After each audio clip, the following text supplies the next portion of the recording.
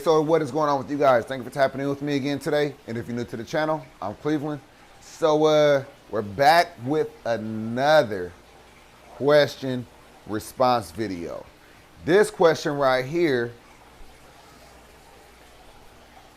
is relevant to the last two videos that we just did with the DIY filters. So I wanted to make sure that I not only answered this question thoroughly, but I put it out there for somebody else to possibly get some answers from. You know what I mean? So the question is a sump just a better way of filtering a tank without having to buy filters every couple of weeks? And if so, how often does a sump have to be cleaned? So that's an excellent question. Now, if you properly stock your aquariums, you shouldn't have to really clean your filters that often. Honestly, since I moved into this house, I haven't cleaned a filter on my 240 at all. Not once. And I've been here, what, 8 months now? Ooh, 8 months. Been here 8 months. So I haven't cleaned that in 8 months. I'm pretty sure it's looking real bad. I typically don't wait that long, but I had 2 on there. Matter of fact, I take that back. I did clean it once, and the last time I cleaned it, it looked so clean that it looked as if I didn't even need to touch it. So in 8 months, I've only had to clean it 1 time, and I really didn't have to. Now I have the sump right there that we're gonna take a look at on the 225. That's a turtle tank. I haven't cleaned that at all.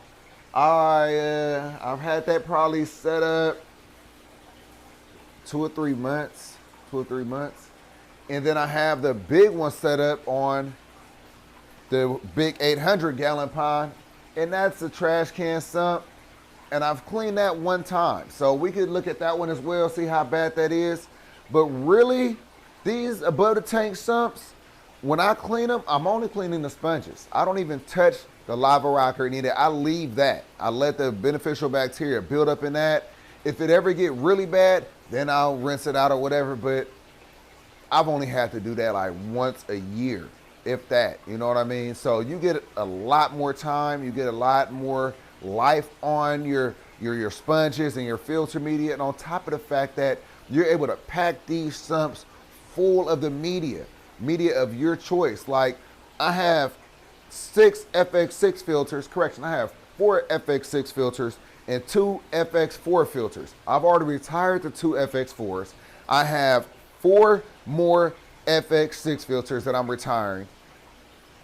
You know what I mean? So, and I'm swapping them out for all the filters that I do as a DIY. I mean, it's ridiculous. I have 1 trash can sump filtering my whole 800-gallon. This thing stay pristine. I've done 1 water change on it, just 1 since setting it up, and I didn't even need to. Since then, I haven't even needed to do it at all. Just add in more water, top it off. Yes, it's a lot of evaporation. That's why I have the dehumidifier in here, but that's it. And this water stay crystal clear. So the key is properly stocking your aquariums. That's the main thing. And then also make sure you're doing you're adding in fresh water. You know, adding in your fresh water. You know, you can, and also your water changes. On the aquariums, I feel like I do more water change. Nah, I'm not even gonna lie. I barely have to do water changes in here. I don't know. The tanks are barely stocked. So since I've had the tanks stocked properly, I don't have to do any water changes. I'm just adding in evaporation. You know, if I don't have to add in too much water, then I will pull out a little bit just to add in some more, but that don't happen that often. I do a small water change when need be, but it don't happen that often. But let's take a look at both of these sumps, and remind you, it's been a long time, but let's take a look at both of these sumps, and let's see what they're looking like. I'm curious as well. All right, and one of the main things, let me tell you this, I should have said this from the gate. I don't buy anymore. You really don't have to, depending on what kind of filter floss you buy or have, instead of it being like polyfill, if you get something different, something that's stronger, more durable, you could get some longevity up out of that. But I really still just rinse out my stuff. But I could always just buy a $5 pillow. All right, let's see. Let's get this open. Hold on. All right, let's check it out. Wow. Look at that. That's not bad at all. Being that I have never cleaned it, that's crazy. Look at all that media though.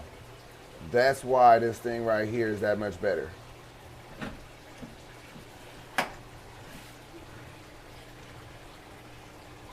All right, let's get on over there to that one.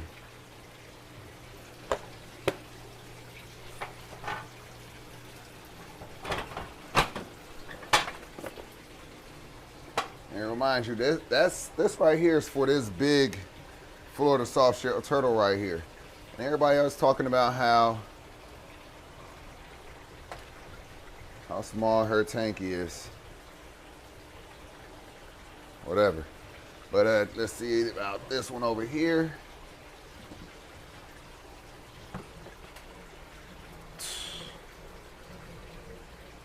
It's a little dirty. I could clean that. But that's not bad at all. That's not bad at all.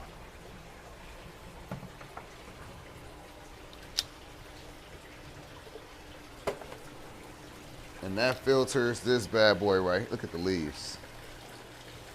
Look how big that leaf is. And that filters this.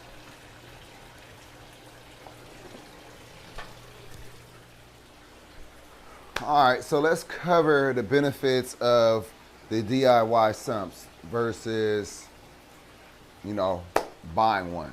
You could really maximize the space of these containers in making it to where it's going to be customized to what you want. You know, you're not literally, if like you have an FX6 filter, it's a big filter, but it's like a big sponge filter. You know what I mean? Yeah, you could change out the media in the baskets, but those baskets are so small. You know what I mean? When you have these big sumps, as you've seen, you can make the little compartment and make the little sponge filter area, and then you could literally pack the rest of it full of media. And that's really going to be beneficial to your aquarium. I mean, that's really key. You know what I mean? So, you know, again, it's just my personal opinion. I gave you a couple of different examples of some very large sumps that's right now filtering some very large aquariums and as well as a pond. So I hope this was helpful. Thank you again for this excellent question.